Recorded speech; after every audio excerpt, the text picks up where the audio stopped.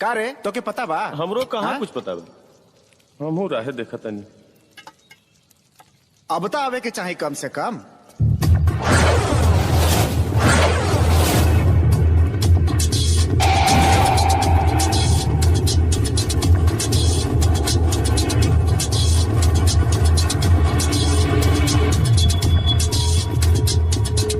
रे तोरे बहनिया के ये कौन हुआ सर? भैया ये टेंट वाला, हलवाई वाला, बैंड वाला हमन सन। रे तोरे माई के का चाहिए रे? मालिक हमनी के साटा के पैसा। रे तोरे बहनी के दरगवा से अपने बहन का बियाह कैनी है तो उस ससुरा के दहेज मांगे कोनो कुबता नहीं थे। अब तोहनी के सट्टा के पैसा चाहिए।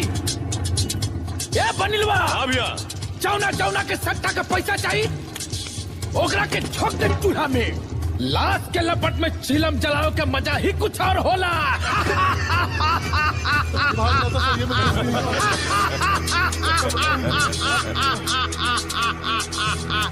ए यादव जी, हम तोहर धमकी से डराइब ना।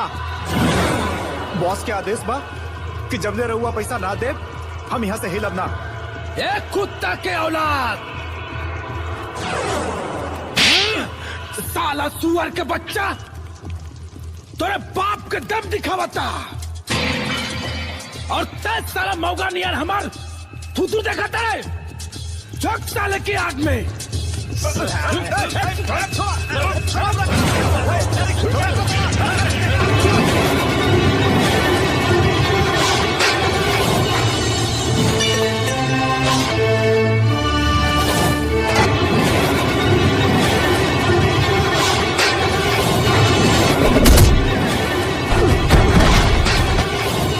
मर्द लड़े मैदान में और मौगा अपना मान में। और जे हमार साटा के पैसा पचावे के कोशिश करेला ओकरा के मौत दिले बरदान में। साटा के पैसा चुपचाप दे दे बेटा, ना तो तोहरा जिंदगी के खाता पा खाली एगो पासपोर्ट साइज फोटो रह जाई। ते ना रहबे। हम केहू के पैसा ना दिले, लेकिन हम तो ले ही ले। ना देव तो का करबे? बेटा हम बना के खियावे के हाल जानी लेना, तब पीछे से पैसों हगावे के हाल जानी ले। रे तोरा माई की, हमार नाम सुन के अच्छा शेर भी डर जाला। हम बहुत डर गनी सरकार। तोहरी बहनी के और हमार नाम सुन के लोग हागला बिना ना पताला बिना मर जाला।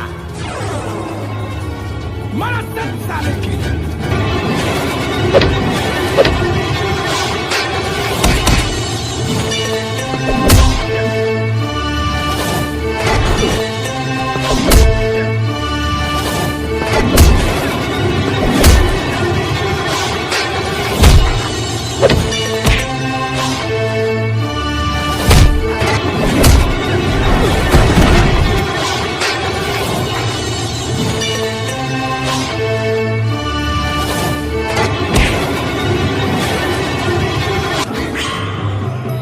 हम कहानी है ना, जे हम बना के खियावे के हाल जानी ले, तब पीछे से आगाहू के हाल जानी ले।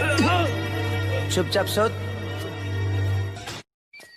का हनुमान भाई? हाँ जयराम जी की। जयराम जी के का हाल चाल बा? ठीक बा ना? ठीक है बा बाबू। आजकल कहाँ साटा बा? अरे अरे साटा के चक्कर में तो जिंदगी में बहेंगवा हो गई बा। हाँ? अच्छा परा त कल सिवान, त परसों मोतिहारी, त चौथा रोज रक्सौल। ए साटा के चक्कर में पैसा नहीं खे कमाता आदमी। पूरा बिहार भ्रमण करता बाबू। अरे तो वही तो मजा बा ना। खेवड़ा बा मजा बा। हाँ। एक तो लोग के इज्जत छपा, ऊपर से पैसा खातिर तनी स्ट्रगल करे के पड़ता। यार ऐसा कोनो काम मिली जहाँ भरपेट भोजन, सूते के चटाई और चाटे के खटाई, जिंदगी आराम से कटी यार। भाई हो ऐसा एगो जगह बा। कहाँ बा? बड़का गांव। क्या कराई है? तारा माई। हमारा माई? तारा माई। ओ तारा माई। तारा माई हमारे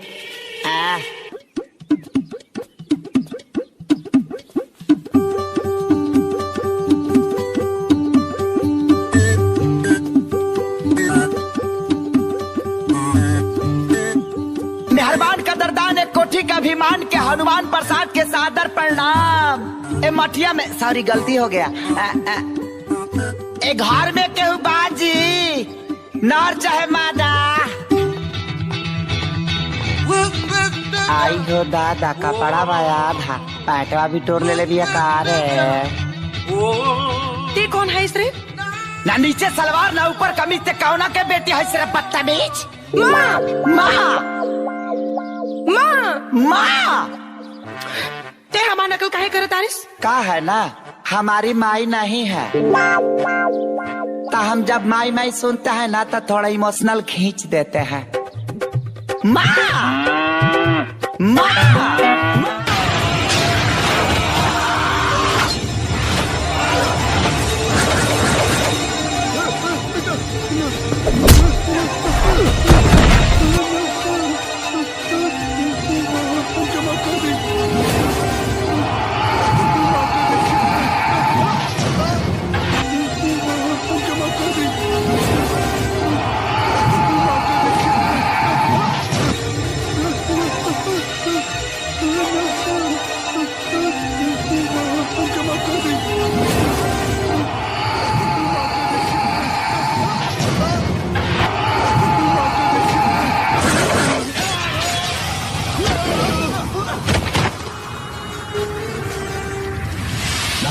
बर्बादी काम बर्बादी यही से बाहर बदनाम बर्बादी। प्रणाम। आप मरबो करेने की खाली करवावेली। मौत कपारे पे नाचा था फिर भी कीड़ा काटा था। बोल बोल ओकर सांस रोक दी या हाथ गोड़ तोड़ दी? अरे बस हाथ गोड़ तोड़ती हुजूर, हाथ गोड़ तोड़ती। जवन दिन हुई टाली से उठ टाली पर फानल जाई भूल हमार कुल टेंशन हो जाई तू। ओकरे बाप का नाम बताओ। बाप का नाम? अरे होई कुछ जामन फामत और का। तो ठीक बा 1 लाख रुपया जमा करा दे। कुछ कम देती नहीं हुई का? साला गधा गली हनुमान के मारे के बाद कौनो श्रीखंडी के ना बोल कहाँ मिली? बूता दह धनी लंफ मारी खटिए पजम बूता दह धनी लंफ मारी।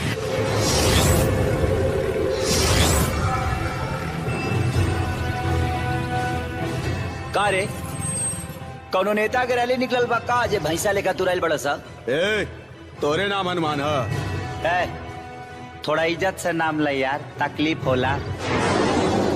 खाली हनुमान ना हनुमान प्रसाद जादव जादव जी। ए तोरा पता बा कि तोर नाम के रसीद कटल बा? धन है प्रभु कि अपना चंदा में हमारा के शामिल कर लेनी। ऐसा करी ई लाए 51 रुपया।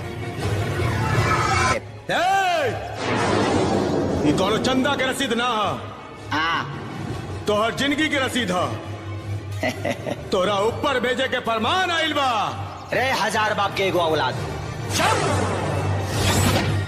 देख ऐसा केहू मिलल ना कि हनुमान प्रसाद से मिलला के बाद हिलल ना।